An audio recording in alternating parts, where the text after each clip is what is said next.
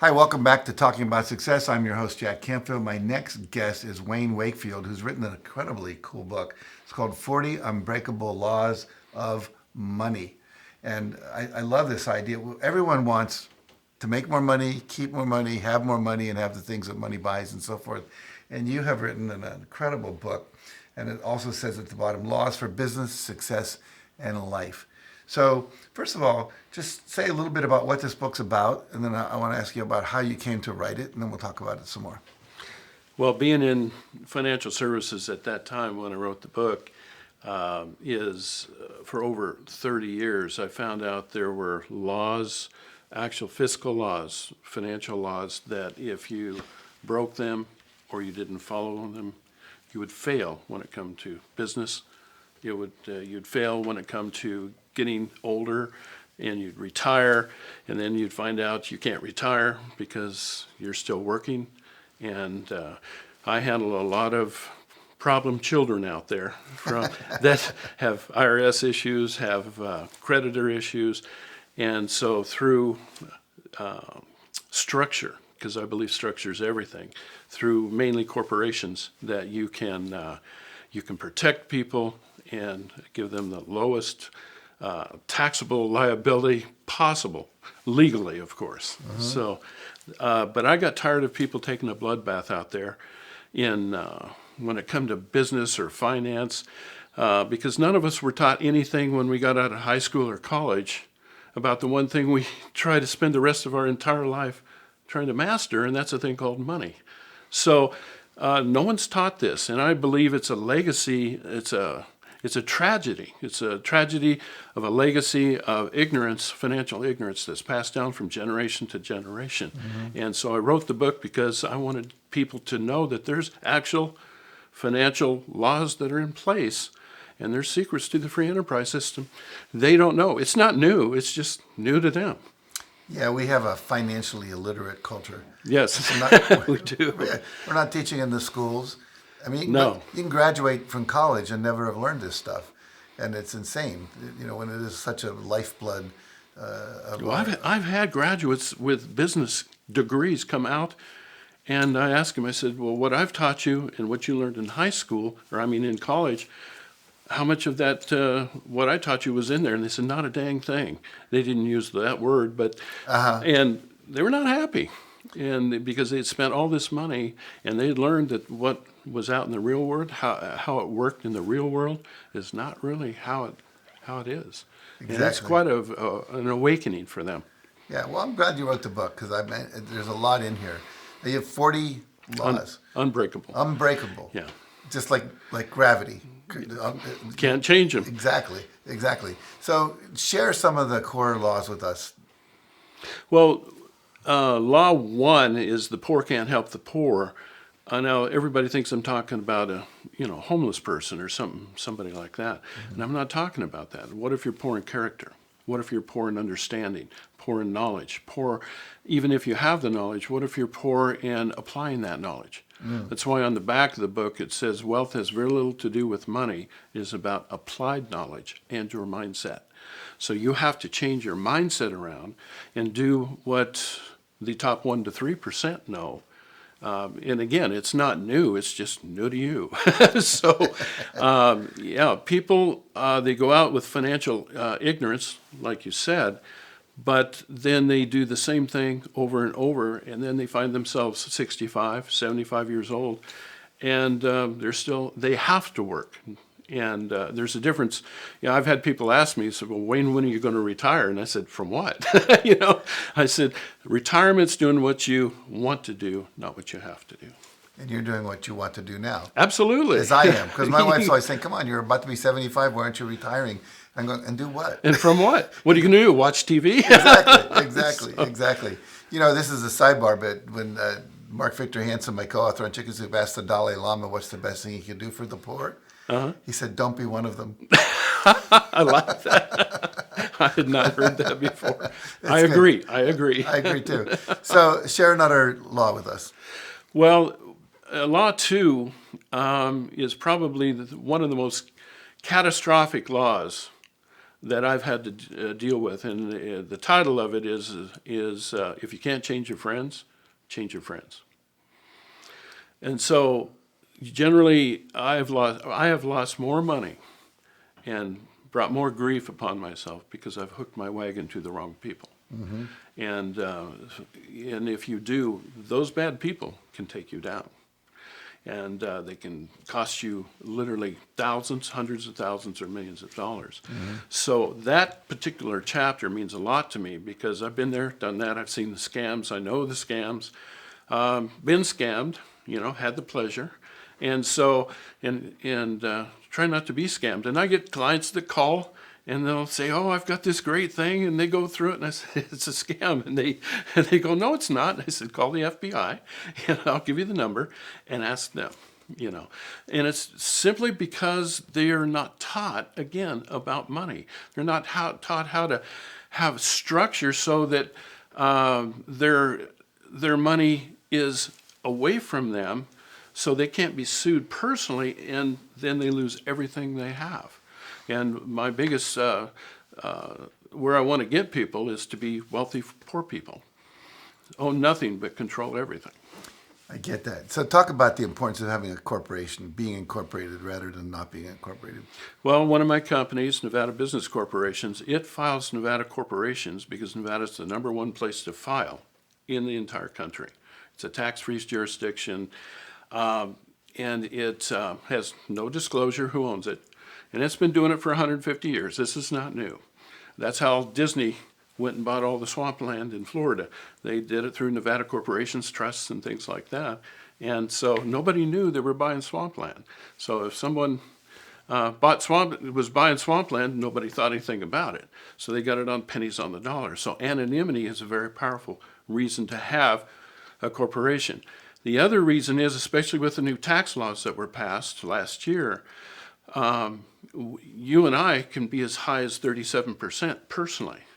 Corporation, it can make $20 million, and it's still in a 21% tax bracket. And they've changed it. There's no capital gains. There's nothing in a corporation. Corporations are not subject to self-employment tax. So there's no Social Security on it.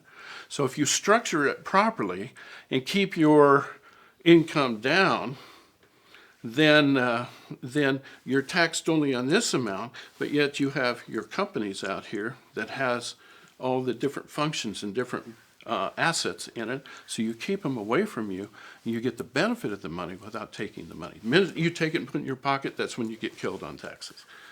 So let me ask you two more questions. Let's make a distinction between someone, let's say they just graduated from college. Okay. They're just starting out. All right. Then I want to make the distinction about someone who's maybe hearing this at the age of 50. So, Yeah, okay. so let's talk about the advice to the young college graduate coming out. Besides read my book, which I would encourage you to do because it's all in here. Yeah. But what advice would you give if you were sitting here talking to a 22-year-old kid? Well, I've actually talked to groups of 20-year-olds that were in college or graduated from college. I had one, he majored in business and minored in entrepreneurialism. And I was teaching and mentoring him on how business works. And he was also a realtor. Mm-hmm. So just by showing him how to restructure and take his money differently, which he did not know, and very few people know. And yes, it's legal. Okay, so I tell people that. I was able to save him about $5,500 on his current taxes he didn't have to pay. And we had a top CPA handle his returns. So he learned, and he was the one that made the statement, "I've learned nothing after 4 years in business." And he's now an entrepreneur by himself. He has his own photography company, still a realtor. And so the young people, the challenge I have with young people, they're smart, they've got dreams, but the problem is they won't listen because they're going to take on the world. I know you and I never had that issue when we were young. The 50-year-old, those are generally my clients because they had all the dreams, they had all the desires, they went out and set things up, But then they find out when I talk to them that they're getting killed. They're giving away about half of their money to federal, state, and self-employment taxes. And I said, who told you? I have who told you questions. Who told you had to pay all those taxes? And they said, well, that's how it's done. And I said, well, if you structure it properly, I can save you 1/3 on your taxes just by taking your money differently. And again, the first question I get is this really legal? I said, go to the Schedule D book, taxes. It tells you claim everything you make, but deduct everything to which you're entitled. But the thing is I also tell them in the book, I said, it's not the IRS's responsibility to train you. That's your job. So don't look for the IRS to train you. You have to go find one of my laws, Law 28, it says, don't fear the IRS. Learn the rules. But Law 29 says, don't raise the ire of the IRS. Don't go out there and be doing stupid things that trigger that computer, Right. and now you're audited and you're doing things. And a lot of people say, well, I didn't know. Well, there's a federal law that says you should have known. And so, yeah, you can get hurt very badly if you don't know the secrets. And my book covers a lot of that. Now, when I was in my 20s, I was working for a guy named W. Clement Stone, who was a self-made multimillionaire. Wow. He was worth $600 million at the time. Oh, He a jeez. billionaire by today's inflationary Wow. standards. Uh-huh. And he advised me to start buying. At that time, he was not selling, but he was promoting the idea that I should buy annuities, which was an investment. And I didn't do it. Because when you're in your 20s, you want the car, you want the good Right. clothes, you want your first apartment, you want the couch, you want the TV set, and all this stuff. Right. And I wish I'd listened to him. Yeah. Where are you on the idea of, like, you're talking to the 20-year-old again about saving, investing? Talk about that for a moment. Well, I believe one of the fastest way you can become financially independent is learn how real estate works. I have a real estate academy where I bring students in a couple of times a year. I actually got the idea from a gentleman by the name of Jack Canfield. And so they come to my estate, and I train them for 1 week. And I can't take 30 some years of knowledge and plug it in their head in a week. But then I coach them, like you do. I coach them for a year, but if they'll listen to me and do what I tell them to do, then they can, even at a young age, they can become a multimillionaire. And simply because they now have the knowledge. It's all about knowledge, the proper knowledge, and being able to apply it. And that's why I mentor people afterwards. The value is in the training, yes, but the real value is in the coaching afterwards, because they're going to go out and they're going to make every mistake you told them not to make. They don't have the coaching. Always. Right. So you coach them, you mentor them, you guide them. And I tell people, if you'll listen to me, then I will get you there. If you do what I tell you to do. And again, everything I teach in taxes or corporate structuring or buying real estate, all those secrets, I said, if you want to test them, I'll send you the IRS codes. You go check it out yourself. So I teach people on real estate how to buy I've bought real estate for over 27 years and tens of millions of dollars of real estate. I've never once qualified for a loan, ever. Never used a dime of my own money, no FICO score, no financials. And they look at me like I just got off the drug truck when I tell them that. And I said, it's not new. It's just new to you. And so the fastest way to save money, I believe, and to create your fortunes is through real estate.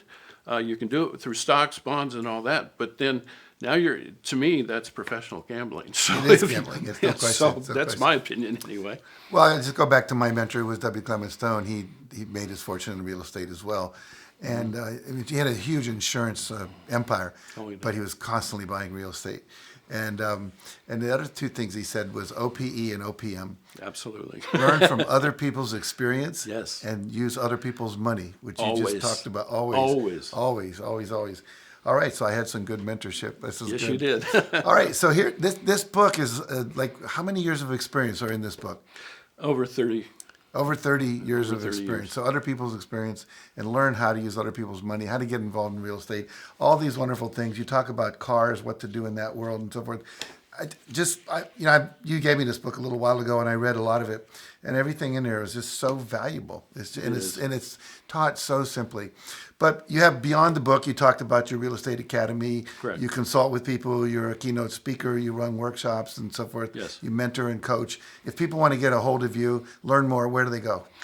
Probably the easiest place to go is to WayneWakefield.com. WayneWakefield.com. Okay. And it talks about my academy, it talks about the different things, and you can go from there to the other things I do. Very good. And make sure you get 40 Unbreakable Laws of Money. It's like going through life. If you don't understand gravity, you're going to be in big trouble. And you need to understand the laws of money as well. Well, thank you, Wayne. All Lots right. of wisdom there. Thank you, Jack. It's a Appreciate it. pleasure.